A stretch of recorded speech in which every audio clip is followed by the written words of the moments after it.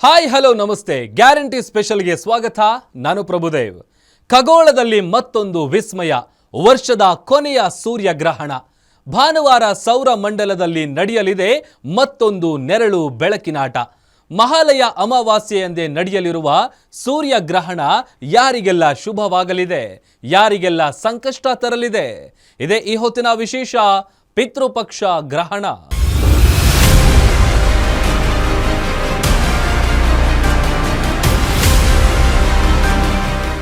ಗ್ರಹಣ ಅಂದ್ರೇನೆ ಖಗೋಳದಲ್ಲಿ ನಡೆಯುವ ಅತಿ ದೊಡ್ಡ ವಿಸ್ಮಯ.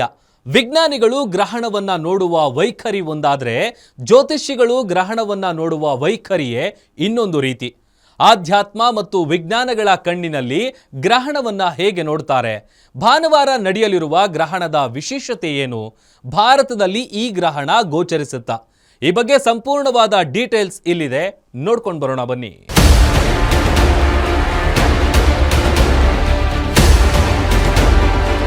ಸೆಪ್ಟೆಂಬರ್ 21 ಭಾನುವಾರ ವರ್ಷದ ಕೊನೆಯ ಸೂರ್ಯಗ್ರಹಣ ಸಂಭವಿಸಲಿದೆ.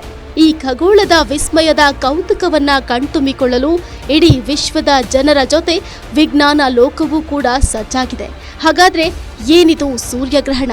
ಗ್ರಹಣಗಳು ಸಂಭವಿಸುವುದು ಯಾಕೆ? ಸೂರ್ಯ, ಚಂದ್ರ ಮತ್ತು ಭೂಮಿ ನಡುವೆ ಇರುವ ನಂಟು ಅದೆಂತಹದ್ದು? ಇದೆಲ್ಲವದರ ವಿವರಣೆಗಳನ್ನ ನೋಡ್ತಾ ಹೋದ್ರೆ ಅನೇಕ ಕೌತುಕದ ವಿಷಯಗಳು ನಮಗೆ ಕಾಣುತ್ತೆ. ಖಗೋಳದಲ್ಲಿ ಸಂಭವಿಸಲಿದೆ ಮತ್ತೊಂದು ವಿಸ್ಮಯ. 2025ರ ಕೊನೆಯ ಗ್ರಹಣದ ವಿಶೇಷತೆಗಳೇನು?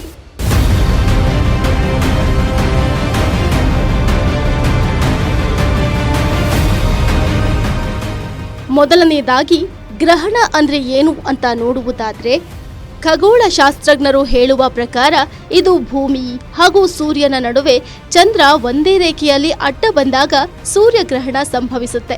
ಸೂರ್ಯ ಹಾಗೂ ಚಂದ್ರನ ನಡುವೆ ಭೂಮಿ ಬಂದಾಗ ಉಂಟಾಗುವುದು ಚಂದ್ರಗ್ರಹಣ. ಒಂದು ಆಕಾಶಕಾಯ ಮತ್ತೊಂದರ ದಿಸೆಯಿಂದಾಗಿ ಅಡ್ಡ ಬಂದಿದ್ದರ ಸಲುವಾಗಿ ಅದು ಮರೆಯಾಗೋದು ಅಂತ. ಸಾಮಾನ್ಯವಾಗಿ ಈ ಗ್ರಹಣ ಅನ್ನೋ ಪದನ ನಾವು ಬಳಸೋದು ಸೂರ್ಯ ಹಾಗೂ ಚಂದ್ರರಿಗೆ ಸಂಬಂಧಿಸಿದಂತೆ ಅಷ್ಟೆ. ಹಾಗಾಗಿ ಇದು ಈಗ ತಾವು ಹೇಳಿದಂತೆ ಈ ವರ್ಷದ 2ನೇ ಸೂರ್ಯಗ್ರಹಣ ಹಾಗೂ ಕೊನೆಯ ಗ್ರಹಣವೂ ಹೌದು. ಈ ವರ್ಷದ್ದು ನಡೀತಾ ಇದೆ. ಸೆಪ್ಟೆಂಬರ್ 21 ಭಾನುವಾರ ರಾತ್ರಿ ಪ್ರಾರಂಭವಾಗಿ ಸೆಪ್ಟೆಂಬರ್ 22 ಸೋಮವಾರ ಬೆಳಗಿನ ಜಾವ ಮುಗಿಯುತ್ತೆ ಇದು. ಹೀಗಾಗಿ ಇದು ಒಂದು ಅತ್ಯಂತ ವಿಸ್ಮಯಕಾರಿ ವಿದ್ಯಮಾನ. ಇವತ್ತು ಆ ದಿನ ಏನಾಗುತ್ತಪ್ಪ ಅಂದರೆ, ಸೂರ್ಯ ಹಾಗೂ ಭೂಮಿಯ ನಡುವೆ ಮಧ್ಯೆ ಚಂದ್ರ ಅಡ್ಡ ಬರ್ತಾನೆ. ಭಾನುವಾರ ಇದು ಸಂಪೂರ್ಣ ಸೂರ್ಯಗ್ರಹಣ ಅಥವಾ ಖಗ್ರಾಸ, ಟೋಟಲ್ ಸೋಲಾರ್ ಎಕ್ಲಿಪ್ಸ್ ಅಲ್ಲ. ಇದು ಒಂದು ಪಾರ್ಶ್ವ ಸೂರ್ಯಗ್ರಹಣ ಅಥವಾ ಪಾರ್ಷಿಯಲ್ ಸೋಲಾರ್ ಎಕ್ಲಿಪ್ಸ್ ಅಂತ ಹೇಳ್ತೀವಿ. ಆ ಬಗೆಯ ವಿದ್ಯಮಾನ ಇದು. ಸರ್, ಇದಾಗಾದ್ರೆ ಭಾರತದಲ್ಲಿ ಗೋಚರ ಆಗ್ತಾ ಇದೆಯಾ ಅಥವಾ ಬೇರೆ ಎಲ್ಲೆಲ್ಲಿ ಗೋಚರ ಆಗ್ತದೆ? ಭಾರತದಲ್ಲಿ ಖಂಡಿತವಾಗಿ ಗೋಚರ ಆಗ್ತಾ ಇಲ್ಲ ಇದು. ಭಾರತ ಯಾಕೆ ಇಡೀ ಬಹುಮಟ್ಟಿಗೆ ಈ ಉತ್ತರಾರ್ಧಗೋಳ, ನಾರ್ದನ್ ಹೆಮಿಸ್ಫಿಯರ್ ಅಂತ ಹೇಳ್ತೀವಿ, ಅಲ್ಲಿ ಇದು ಗೋಚರ ಆಗಲ್ಲ. ಇದು ಆಗೋದು ಬಹುಮಟ್ಟಿಗೆ ಏನು ದಕ್ಷಿಣಾರ್ಧಗೋಳದಲ್ಲೇ. ಯಾವ ದೇಶಗಳಲ್ಲಿ ಕಾಣಿಸಿಕೊಳ್ಳಲಿದೆ ಗ್ರಹಣ? ವಿಶ್ವದ 4 ಪ್ರದೇಶಗಳಲ್ಲಿ ಗ್ರಹಣ ಗೋಚರ. ಸಾಗರದಲ್ಲಿರುವ ಕೆಲವು ದ್ವೀಪಗಳಲ್ಲಿ ಮಾತ್ರ ಈ ಸೂರ್ಯಗ್ರಹಣ ಗೋಚರವಾಗಲಿದೆ. ಎಲ್ಲಿ ಗೋಚರಿಸುತ್ತಪ್ಪ ಅಂದರೆ, ಪೂರ್ವ ಆಸ್ಟ್ರೇಲಿಯಾದ ಕರಾವಳಿ ಏನಿದೆ ಅದರ ಒಂದು ಸಣ್ಣ ಪಟ್ಟಿ ಏನಿರುತ್ತೆ ಅಲ್ಲಿ ಗೋಚರಿಸುತ್ತೆ. ನ್ಯೂಜಿಲೆಂಡ್ನಲ್ಲಿ ಗೋಚರಿಸುತ್ತೆ. ಪೆಸಿಫಿಕ್ ಸಾಗರ ಅನ್ನೋದು ಒಂದು ಅತ್ಯಂತ ವಿಶಾಲವಾದ ಸಾಗರ. ಅಲ್ಲಿ ಮೆಣಸಿನ ಕಾಳನ್ನು ಉದುರಿಸಿದಂತೆ ಕೆಲವು ಸಣ್ಣ ಪುಟ್ಟ ದ್ವೀಪಗಳಿದೆ, ಅದರಲ್ಲಿ ಗೋಚರಿಸುತ್ತೆ. ಅಂಟಾರ್ಟಿಕಾನಲ್ಲಿ ಗೋಚರಿಸುತ್ತೆ. ಇದರ ಈ ಯಾವ ಪ್ರದೇಶಗಳು, ಆಸ್ಟ್ರೇಲಿಯಾದಲ್ಲೇ ಕಮ್ಮಿ ಜನಸಂಖ್ಯೆ, ಅದರಲ್ಲೂ ಇದು ಗೋಚರಿಸೋದು ಆಸ್ಟ್ರೇಲಿಯಾದ ಪೂರ್ವ ಭಾಗದ ಒಂದು ಪಟ್ಟಿಗೆ ಮಾತ್ರ. ಅದೇ ರೀತಿ ಇಡೀ ನ್ಯೂಜಿಲ್ಯಾಂಡ್ನ ಜನಸಂಖ್ಯೆ ಬೆಂಗಳೂರಿನ 5ನೇ ಒಂದು ಭಾಗನೂ ಇದೆಯೋ ಇಲ್ಲವೋ ಅಷ್ಟು, ಬೆಂಗಳೂರಿನದು, ಇಂಡಿಯಾದಲ್ಲ. ಹಾಗಾಗಿ ಅದೇ ರೀತಿ ಒಂದು 50-60 ಲಕ್ಷ ಇರ್ಬೋದು ನ್ಯೂಜಿಲ್ಯಾಂಡಲ್ಲಿ ಅಷ್ಟೇ. ಇದಾದಮೇಲೆ ಪೆಸಿಫಿಕ್ ದ್ವೀಪಗಳಲ್ಲಿ ಅಂತೂ ಆ ದ್ವೀಪಗಳು ತುಂಬ ದೊಡ್ಡ ದ್ವೀಪಗಳೆಲ್ಲ ಚಿಕ್ಕ ಚಿಕ್ಕ ಚಿಕ್ಕ ಕೆಲವೇ ಕಿಲೋಮೀಟ್ರು ಆ ರೀತಿ ಕೆಲವೇ 16 ಕಿಲೋಮೀಟ್ರ್ ಇರುವಂತಹ ದ್ವೀಪಗಳು. ಜೊತೆಗೆ ಆ ದ್ವೀಪಗಳಲ್ಲಂತೂ ಹೆಚ್ಚಿನ ಜನ ಇಲ್ಲವೇ ಇಲ್ಲ. ಇದಾದಮೇಲೆ ಮತ್ತೊಂದು ಅಂದರೆ ಅಂಟಾರ್ಟಿಕಾದಲ್ಲಿ ವಿಜ್ಞಾನಿಗಳನ್ನ ಬಿಟ್ಟು ಬೇರೆ ಯಾರು ಅಲ್ಲಿ ಹೋಗಿ ಇರೋದಿಲ್ಲ. ಹೀಗಾಗಿ ಜನರು ಹೆಚ್ಚಾಗಿ ವಾಸಿಸುವಂತಹ ಜನಸಂಖ್ಯೆ ಅತ್ಯಂತ ದಟ್ಟವಾಗಿರುವಂತಹ ಪ್ರದೇಶದಲ್ಲಿ ಇದು ಗೋಚರಿಸ್ತಾ ಇಲ್ಲ. ಈ 4 ಪ್ರದೇಶಗಳಲ್ಲಿ ಸೂರ್ಯಗ್ರಹಣ ಗೋಚರಿಸಲಿದೆ. ಭಾನುವಾರ ಸಂಭವಿಸಲಿರುವ ಸೂರ್ಯಗ್ರಹಣದಲ್ಲಿ ಚಂದ್ರ 86% ಭಾಗದಷ್ಟು ಸೂರ್ಯನನ್ನ ಆವರಿಸಲಿದ್ದಾನೆ. ಹೀಗಾಗಿ ಇದು ದಕ್ಷಿಣಾರ್ಧ ಗೋಳದಲ್ಲಿ ಮಾತ್ರ ಕಾಣಿಸಲಿದೆ. ಅಲ್ಲಿ ವಾಸಿಸುವ ಜನರಿಗೆ ಮಾತ್ರ ಈ ಅಪರೂಪದ ವಿಸ್ಮಯ ಕಣ್ತುಂಬಿಕೊಳ್ಳುವ ಅದೃಷ್ಟ ಒದಗಿ ಬಂದಿದೆ.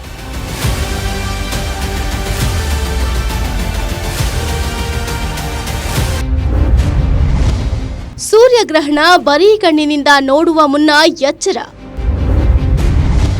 ಬರೀ ಕಣ್ಣಿನಿಂದ ನೋಡಿದ್ರೆ ಕಣ್ಣಿಗೆ ಹಾನಿಯಾಗೋದು. ಸೂರ್ಯಗ್ರಹಣವನ್ನ ಬರೀ ಕಣ್ಣಿನಿಂದ ನೋಡುವುದು ತುಂಬಾ ಅಪಾಯ. ಈ ಸೂರ್ಯಗ್ರಹಣ ಭಾರತದಲ್ಲಿ ಗೋಚರಿಸೋದಿಲ್ಲ. ಆದರೂ ಸಹ ಭವಿಷ್ಯದಲ್ಲಿ ಸಂಭವಿಸುವ ಸೂರ್ಯಗ್ರಹಣ ನೋಡುವ ವೇಳೆ ನಾವು ಹೇಗೆ ನೋಡಬೇಕು ಅನ್ನೋದ್ರ ಬಗ್ಗೆ ಡಾಕ್ಟರ್ ಗುರುಪ್ರಸಾದ್ ಅವರು ಹೇಳಿದ್ದಾರೆ. ಆದರೆ ಗ್ರಹಣದ ವೇಳೆಯಲ್ಲಿ ಏನೋ ನಡೀತಾ ಇದೆ ಅನ್ನೋ ಒಂದು ಉತ್ಸುಕತೆಯಿಂದ ಕೌತುಕದಿಂದ ನೋಡಿದಾಗ ಚಂದ್ರ ಏನೋ ಸೂರ್ಯನ ಬಿಂಬವನ್ನು ಅಥವಾ ಸೂರ್ಯನ ಗೋಲವನ್ನು ಆವರಿಸಿರ್ಬೋದು. ಅದು ಹಠಾತ್ತನೆ ಸಡನ್ನಾಗಿ ಹಿಂಗೆ ಮುಂದೆ ಹೋದಾಗ ಬೆಳಕು ಬಂದು ಹೊಡೆದ್ರೆ ಕಣ್ಣಿಗೆ ಅದು ಕೆಲವು ವೇಳೆ ತಾತ್ಕಾಲಿಕವಾಗಿ ಇಲ್ಲ ಕಾಯಮಾಗಿ ಕೆಲವು ಮಟ್ಟಿಗೆ ಕಣ್ಣಿಗೆ ಹಾನಿಯಾಗುವಂತಹ ಸಾಧ್ಯತೆ ಇರುತ್ತೆ. ಹಾಗಾಗಿ ಯಾರೂ ಕೂಡ ನೇರವಾಗಿ ಸೂರ್ಯನನ್ನು ಬರಿಗಣ್ಣಿನಿಂದ ನೇರವಾಗಿ ತದೇಕಚಿತದಿಂದ ಸೂರ್ಯನ ನೋಡಬಾರ್ದು, ಅದು ಬೇರೆ ವಿಚಾರ.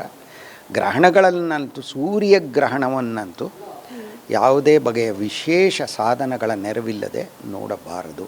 ಅದರಲ್ಲೂ ಟೆಲಿಸ್ಕೋಪ್ ಅದರ ಕಡೆ ತಿರುಗಿಸೋದು, ದುರ್ಬೀನನ್ನು ಆ ಕಡೆ ತಿರುಗಿಸೋದು ಅಂಥ ಕೆಲಸನ ದಯಮಾಡಿ ಯಾರೂ ಮಾಡಬಾರ್ದು.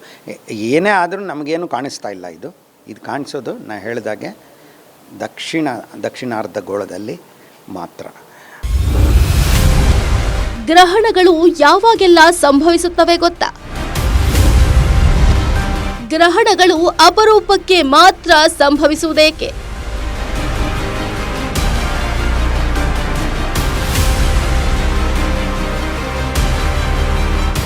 ಸೂರ್ಯಗ್ರಹಣ ಸಾಮಾನ್ಯವಾಗಿ ಅಮಾವಾಸ್ಯೆಯಂದೇ ಸಂಭವಿಸುತ್ತೆ. ಚಂದ್ರಗ್ರಹಣ ಹುಣ್ಣಿಮೆಯ ಸಮಯದಲ್ಲಿ. ಹಾಗಂತ ಪ್ರತಿ ಹುಣ್ಣಿಮೆ ಅಮಾವಾಸ್ಯೆಗೆ ಸೂರ್ಯ ಹಾಗೂ ಚಂದ್ರಗ್ರಹಣಗಳು ಸಂಭವಿಸುವುದಿಲ್ಲ. ಹಾಗೇನಾದರೂ ಆಗಿದ್ರೆ ಗ್ರಹಣವೂ ಕೂಡ ಹಗಲು ಸಂಜೆಯ ರೀತಿಯೇ ಆಕಾಶದಲ್ಲಿ ಸಂಭವಿಸುವ ಸಾಮಾನ್ಯ ಪ್ರಕ್ರಿಯೆಯಾಗಿ ಹೋಗ್ತಾ ಇತ್ತು ಹೊರತು ಅದು ವಿಸ್ಮಯ ಅಂತ ಅನಿಸ್ಕೊಳ್ತಿರ್ಲಿಲ್ಲ. ಖಗೋಳದಲ್ಲಿ ಒಂದು ಕೌತುಕವನ್ನ ಸೃಷ್ಟಿ ಮಾಡ್ತಿರ್ಲಿಲ್ಲ. ಹಾಗಿದ್ರೆ ಗ್ರಹಣಗಳು ಯಾವಾಗೆಲ್ಲ ಸಂಭವಿಸುತ್ತವೆ? ಅಪರೂಪಕ್ಕೆ ಸಂಭವಿಸುವುದು ಮಾತ್ರವೇಕೆ? ಸಮತಲದಲ್ಲಿ ನೋಡಿ, ಈ ಥರ ಪ್ಲೇನ್ನಲ್ಲಿ ಸುತ್ತಾ ಇದೆ ನೋಡಿ, ನನ್ನ ಕೈ ಇದೆಯಲ್ಲ ಇಲ್ಲಿ ತೋರಿಸ್ತಾ ಇದೆ. ಅಥವಾ ಒಂದು ಗ್ರಾಮಫೋನ್ ತಟ್ಟೆ ಅಥವಾ ನಾವು ತಟ್ಟೆಯಲ್ಲಿ ಊಟ ಮಾಡ್ತೀವಲ್ಲ ತಟ್ಟೆ ಥರ ಇರೋದ್ರಲ್ಲಿ ಸುತ್ತಾ ಇದೆ. ಅದೇ ರೀತಿ ಚಂದ್ರ ಭೂಮಿಯನ್ನು ಮತ್ತೊಂದು ತಟ್ಟೆಯಲ್ಲಿ ಸುತ್ತಾ ಇದೆ. ಈ ಎರಡು ತಟ್ಟೆಗಳು ಒಂದು ಕೋನದಲ್ಲಿ ವಾಲ್ಕೊಂಡಿದೆ. ಹೀಗಾಗಿ ಪ್ರತಿ ಹುಣ್ಣಿಮೆ ದಿವಸ ಸೂರ್ಯ, ಭೂಮಿ ಹಾಗೂ ಚಂದ್ರ ಬಹುಮಟ್ಟಿಗೆ ಸರಳ ರೇಖೆಯಲ್ಲಿದ್ದರು. ಪೂರ್ತಿ ಸರಳ ರೇಖೆಯಲ್ಲಿರಲ್ಲ. ಚಂದ್ರ ಸ್ವಲ್ಪ ಮೇಲಿರ್ತಾನೆ ಅಥವಾ ಕೆಳಗಿರ್ತಾನೆ. ಹಾಗಾಗಿ ಗ್ರಹಣ ಆಗಲ್ಲ. ಯಾವಾಗಲೂ ಚಂದ್ರ ತನ್ನ ಕಕ್ಷೆಯಲ್ಲಿ ಭೂಮಿಯನ್ನು ಸುತ್ತುತ್ತಾ ತನ್ನ ಕಕ್ಷೆಯಲ್ಲಿ 2 ಬಿಂದುಗಳ ಹತ್ತಿರ ಇದ್ದಾಗ ಮಾತ್ರ ಗ್ರಹಣ ಆಗುವಂತಹ ಒಂದು ಸಾಧ್ಯತೆ ಇರುತ್ತೆ. ಈ 2 ಬಿಂದುಗಳಿಗೆ ರಾಹು ಮತ್ತು ಕೇತು ಅಂತ ಕರೀತಾರೆ. ಅಷ್ಟೆ ನನ್ನ ವಿಜ್ಞಾನದ ದೃಷ್ಟಿಯಲ್ಲಿ ಇವೆರಡು ಭೂಮಿ ಸೂರ್ಯನನ್ನು ಸುತ್ತುವಂತಹ ಸಮತಲ ತಟ್ಟೆ ಏನಿದೆ, ತಟ್ಟೆ ಅಂಥದ್ದು. ಅದೇ ರೀತಿ ಚಂದ್ರ ಭೂಮಿಯನ್ನು ಸುತ್ತುವಂತಹ ತಟ್ಟೆ ಸಮತಲ ಏನಿದೆ, ಅವು ಎರಡು ಒಂದಕ್ಕೊಂದು ವಾಲ್ಕೊಂಡಿದೆ. ಅವೆರಡು ಛೇದಿಸುತ್ತೆ, ಕಟ್ ಮಾಡುತ್ತೆ, ಇಂಟರ್ಸೆಕ್ಟ್ ಮಾಡುತ್ತೆ ಎರಡು. ಆ ಎರಡು ಬಿಂದುಗಳ ಹತ್ತಿರ ಇದ್ದಾಗ ಗ್ರಹಣ ಆಗೋ ಸಾಧ್ಯತೆ. ಹಾಗಾಗಿ ಗ್ರಹಣಗಳು ವಿರಳ. ಸೂರ್ಯಗ್ರಹಣದಿಂದ ಹವಾಮಾನದ ಮೇಲೆ ಎಫೆಕ್ಟ್. ಪ್ರಾಕೃತಿಕ ವಿಕೋಪಗಳು ಸಂಭವಿಸುವ ಸಾಧ್ಯತೆ ಇದೆಯಾ?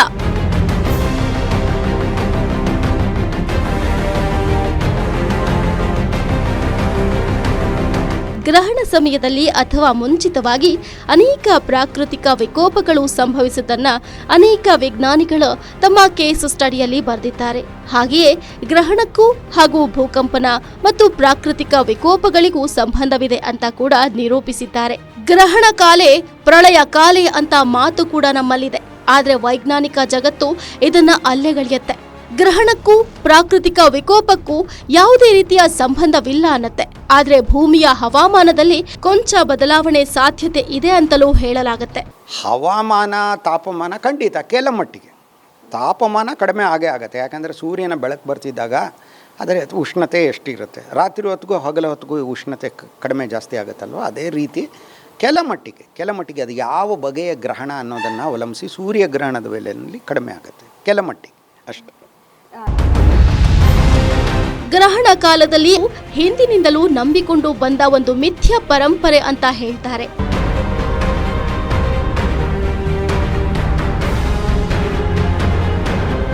ಇದು ಖಗೋಳಶಾಸ್ತ್ರಕ್ಕೆ ಸಂಬಂಧಿಸಿದ ವಿಷಯವಾಯಿತು. ಗ್ರಹಣವನ್ನು ಎರಡೂ ದೃಷ್ಟಿಯಲ್ಲಿ ಜಗತ್ತು ನೋಡ್ತಾ ಬಂದಿದೆ. ಒಂದು ಖಗೋಳಶಾಸ್ತ್ರದ ಕಣ್ಣಿನಲ್ಲಿ, ಮತ್ತೊಂದು ಜ್ಯೋತಿಷ್ಯ ಶಾಸ್ತ್ರದ ಕಣ್ಣಿನಲ್ಲಿ. ಹಾಗಿದ್ರೆ ಭಾನುವಾರ ನಡೆಯುವ ಸೂರ್ಯಗ್ರಹಣದ ಬಗ್ಗೆ ಜ್ಯೋತಿಷ್ಯ ಶಾಸ್ತ್ರ ಏನ್ ಹೇಳುತ್ತೆ? ಗ್ರಹಣದಿಂದ ಅಪಾಯಗಳು ಇರೋದು ನಿಜವಾದ, ಇದೆಲ್ಲವೂ ನಂಬಿಕೆಗೆ ಬಿಟ್ಟ ವಿಷಯವ ಅನ್ನೋದ್ರ ಬಗ್ಗೆ ಜ್ಯೋತಿಷ್ಯ ಶಾಸ್ತ್ರಜ್ಞರು ಸ್ಪಷ್ಟವಾಗಿ ಹೇಳ್ತಾರೆ.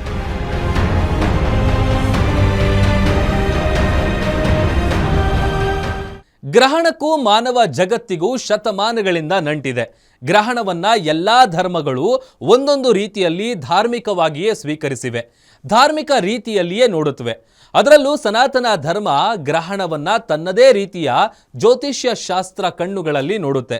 ಗ್ರಹಣ ಕೇವಲ ಖಗೋಳದ ವಿಸ್ಮಯ ಮಾತ್ರವಲ್ಲ, ಅದು ಮಾನವ ಬದುಕಿಗೆ, ನಕ್ಷತ್ರ ರಾಶಿಗಳಿಗೂ ಕೂಡ ನಂಟನ್ನ ಹೊಂದಿದೆ ಎಂದು ಹೇಳೋದಲ್ಲದೆ ರಾಜಕೀಯದ ಮೇಲೂ ಗ್ರಹಣ ಪ್ರಭಾವ ಬೀರುತ್ತದೆ ಅಂತ ಕೂಡ ಹೇಳಲಾಗುತ್ತೆ.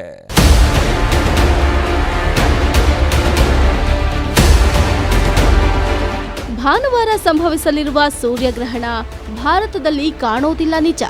ಆದ್ರೆ ಸಾಂಪ್ರದಾಯಿಕವಾಗಿ ಈ ಹಿಂದೆಲ್ಲ ಏನೆಲ್ಲ ಆಚರಿಸಲಾಗ್ತಾ ಇದೆಯೋ ಅದನ್ನ ಆಚರಿಸಲೇಬೇಕು. ಭಾರತವನ್ನ ಸಪ್ತ ದ್ವೀಪ ವಸುಂಧರ ಅಂತ ಕರೀತಾರೆ. ಬೆಳಕು ಎಲ್ಲೆಲ್ಲಿ ಇದೆಯೋ ಅದೆಲ್ಲವೂ ಭಾರತ ಅಂತಲೇ ನಂಬ್ತಾರೆ. ಹೀಗಾಗಿ ಜಗತ್ತಿನ ಯಾವುದೇ ಮೂಲೆಯಲ್ಲೂ ಏನೇ ನಡೆದ್ರೂ ಕೂಡ ಅದು ಭಾರತದೊಂದಿಗೆ ನಂಟನ್ನ ಹೊಂದಿರುತ್ತೆ. ಇನ್ನು ಗ್ರಹಣದ ವಿಚಾರದಲ್ಲಿಯೂ ಕೂಡ ಅದು ನಿಜ. ಗ್ರಹಣ ಭಾರತದಲ್ಲಿ ಕಾಣದಿದ್ರೂ ಆಚರಣೆಗಳನ್ನ ಮಾಡಲೇಬೇಕು.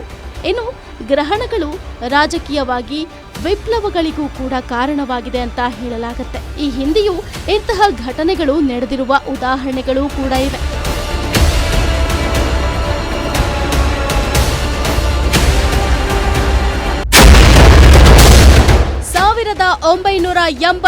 ಫೆಬ್ರವರಿ 16ರಂದು ನಡೆದಿತ್ತು ಖಗ್ರಾಸ ಗ್ರಹಣ. ಮಕರ ರಾಶಿ ಇಂದಿರಾ ಗಾಂಧಿಗೆ ಕಾಡಿದ್ದು ಹೇಗೆ ಗ್ರಹಣ? ಮನೇಕಾ ಗ್ರಹಣದ ಸಮಯದಲ್ಲಿ ಸೂರ್ಯ ಕನ್ಯಾ ರಾಶಿಯಲ್ಲಿ ಸೇರುತ್ತಾನೆ. ಸೂರ್ಯನು ಸಿಂಹವನ್ನ ಬಿಟ್ಟು ಸೆಪ್ಟೆಂಬರ್ 16ರಂದು ಕನ್ಯಾ ರಾಶಿಯನ್ನ ಪ್ರವೇಶ ಮಾಡ್ತಾನೆ. ಸೆಪ್ಟೆಂಬರ್ 21ರಂದು ಕನ್ಯಾ ರಾಶಿಯಲ್ಲಿ ಉಳಿಯುತ್ತಾನೆ. ಆದರೆ ವರ್ಷದ ಕೊನೆಯ ಸೂರ್ಯಗ್ರಹಣವು ಆಸ್ಟ್ರೇಲಿಯಾ, ಇಂಡೋನೇಷ್ಯಾ, ದಕ್ಷಿಣ ಪೆಸಿಫಿಕ್ ಮಹಾಸಾಗರದ ಕೆಲವು ಭಾಗಗಳಲ್ಲಿ ಮಾತ್ರ ಗೋಚರಿಸುತ್ತೆ. ಈ ಗ್ರಹಣವು ಭಾರತದಲ್ಲಿ ಗೋಚರಿಸುವುದಿಲ್ಲ ಮತ್ತು ಅದರ ಸೂತಕ ಅವಧಿಯು ಮಾನ್ಯವಾಗಿರೋದಿಲ್ಲ. ಆದರೆ ಜ್ಯೋತಿಷ್ಯ ದೃಷ್ಟಿಕೋನದಿಂದ ಈ ಗ್ರಹಣದ ಪರಿಣಾಮವು 12 ರಾಶಿಚಕ್ರ ಚಿಹ್ನೆಗಳ ಮೇಲೆ ಧನಾತ್ಮಕ ಮತ್ತು ಋಣಾತ್ಮಕ ರೂಪದಲ್ಲಿ ಕಂಡುಬರುತ್ತೆ.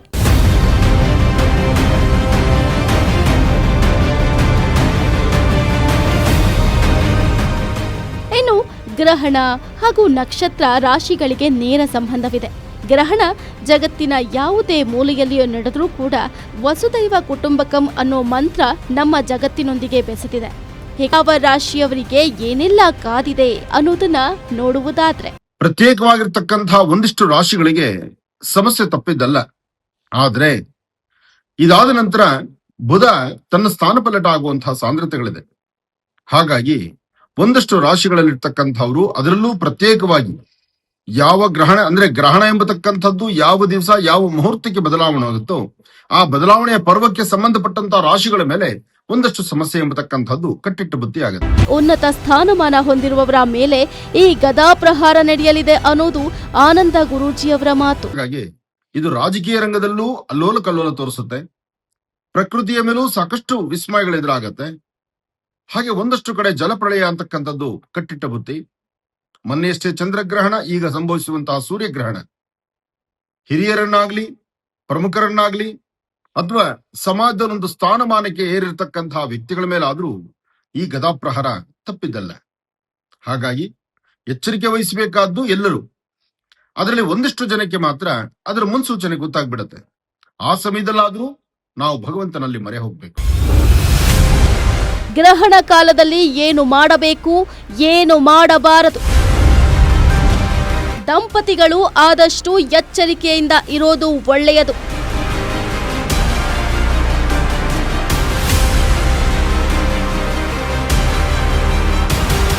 ನಮ್ಮ ಪರಂಪರೆಯಲ್ಲಿ ಮೊದಲಿನಿಂದಲೂ ಗ್ರಹಣ ಕಾಲದಲ್ಲಿ ಏನು ಮಾಡಬೇಕು, ಏನು ಮಾಡಬಾರದು ಅನ್ನೋದನ್ನ ಹೇಳುತ್ತಲೇ ಬಂದಿದ್ದಾರೆ.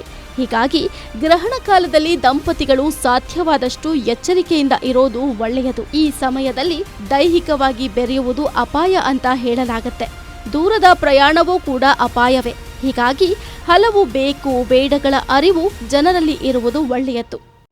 ಗ್ರಹಣ ಕಾಲದಲ್ಲಿ ಇಂತಿಂತ ಕಾರ್ಯ ಮಾಡಬಾರದು ಎಂಬತಕ್ಕಂಥದ್ದಾದ್ರೆ ಹಿಂದಿನ ಪರಂಪರೆ ಧರ್ಮಶಾಸ್ತ್ರ ಏನ್ ಹೇಳಿದ್ಯೋ ಅದನ್ನೇ ಕರೆಕ್ಟ್.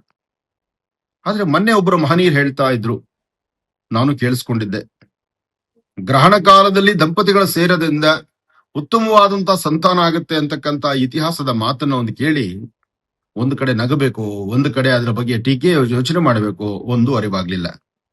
ಆದ್ರೆ ಒಂದು ವಿಚಾರ, ಯಾವುದು ಹಿಂದಿನ ಪರಂಪರೆಯಿಂದ ನಡೆಸ್ಕೊಂಡು ಬಂದಿದ್ದಾರೋ, ಯಾವುದಕ್ಕೆ ಏನು ಆದ್ಯತೆ ಕೊಟ್ಟಿದ್ದಾರೋ ಆ ಆದ್ಯತೆ, ಆ ಹಿಂದಿನ ಪರಂಪರೆ ಋಷಿಮುನಿಗಳ ಕಾಲದಿಂದ ತಲತಲಾಂತರವಾಗಿ ಹಿರಿಯರು ಮಾಡಿಟ್ಟಿರ್ತಕ್ಕಂಥ ಈ ಕಟ್ಟುಪಾಡುಗಳನ್ನ ದಾಟಿ ಪ್ರತ್ಯೇಕವಾಗಿ ನಮ್ಮದೇ ಒಂದು ದಾರಿನ ಹುಡುಕೊಂಡು ಬರ್ತೀನಿ ಅಂದ್ರೆ ಅದು ಯಾವ ಜ್ಞಾನಕ್ಕೂ ಯಾವ ವಿಜ್ಞಾನಕ್ಕೂ ಅದು ಸರಿಸಮಾನ ಆಗುವುದಿಲ್ಲ. ಹಾಗಾಗಿ ಗ್ರಹಣ ಕಾಲದಲ್ಲಿ ಜಪತಪಗಳು ಕರೆಕ್ಟು, ದೂರ ಪ್ರಯಾಣ ಮಾಡತಕ್ಕಂಥದ್ದು ಸಲ್ಲದು. ಹಾಗೆ ದಂಪತಿಗಳು ಸಾಧ್ಯವಾದಷ್ಟು ಅವರ ಎಚ್ಚರಿಕೆಯಲ್ಲಿ ಅವರು ಇರಬೇಕು. ಇನ್ನ ಗರ್ಭಿಣಿ ಸ್ತ್ರೀಯರಂತೂ ಬಹಳ ಜವಾಬ್ದಾರಿ ವಹಿಸಬೇಕು. ಹಾಗೆ ಯಾವುದೇ ವ್ಯವಹಾರಗಳು ಮಾಡಬೇಕಾದ್ರೂ ಅಥವಾ ಕಾಗದ ಪತ್ರಕ್ಕೆ ಸಹಿ ಹಾಕಬೇಕಾದ್ರೂ ಗ್ರಹಣ ಕಾಲ ಒಳ್ಳೇದಲ್ಲ ಅಂತ ಶಾಸ್ತ್ರ ಸಾರಿ ಸಾರಿ ಹೇಳುತ್ತೆ. ಭಾರತದಲ್ಲಿ ಗ್ರಹಣ ಕಾಣದಿದ್ದರೂ ಆಚರಣೆ ಮಾಡಬೇಕು. ಇಲ್ಲದಿದ್ರೆ ಗ್ರಹಣದಿಂದಾಗುವ ಸಮಸ್ಯೆಗಳು ಬರೋದು ಫಿಕ್ಸ್.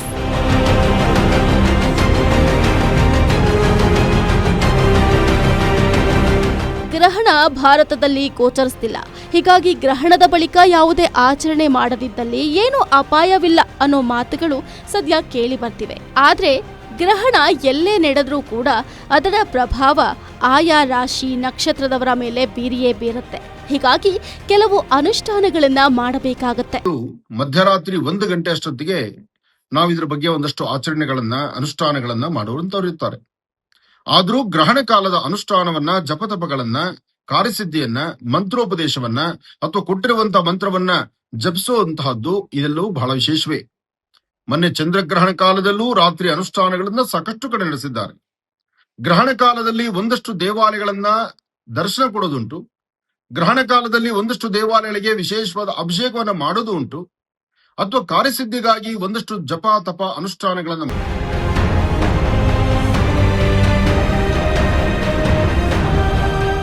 ಗ್ರಹಣಗಳಿಂದ ಅಪಾಯಗಳು ಇದ್ದೇ ಇರುತ್ತೆ. ಆದರೆ ಅದನ್ನ ನಂಬೋದು ಬಿಡೋದು ಅವರವರ ಆಯ್ಕೆ ಅಂತ ಜ್ಯೋತಿಷಿಗಳು ಹೇಳ್ತಾರೆ. ಇದೊಂದು ಖಗೋಳದಲ್ಲಿ ಸಂಭವಿಸುವ ಸಾಮಾನ್ಯ ಪ್ರಕ್ರಿಯೆ ಅಂತ ವಿಜ್ಞಾನಿಗಳು ಹೇಳ್ತಾರೆ. ಎರಡೂ ದೃಷ್ಟಿಯಲ್ಲಿಯೂ